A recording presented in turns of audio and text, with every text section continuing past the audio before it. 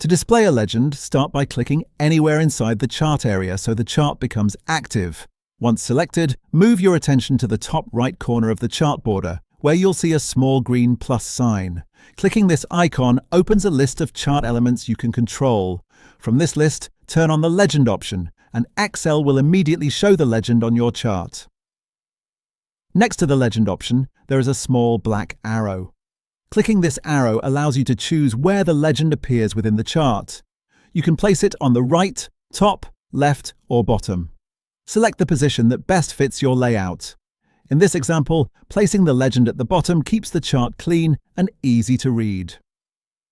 It's important to know that the legend pulls its labels directly from the data table used to create the chart.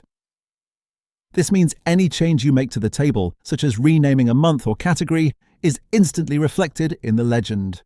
This automatic update helps ensure your Sugso chart always stays accurate and up to date. To format the legend, right-click directly on it.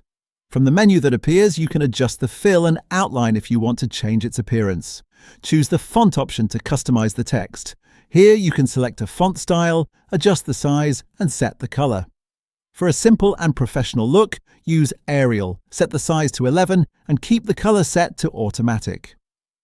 Apply the changes and the legend updates right away. If you no longer need the legend, removing it is quick.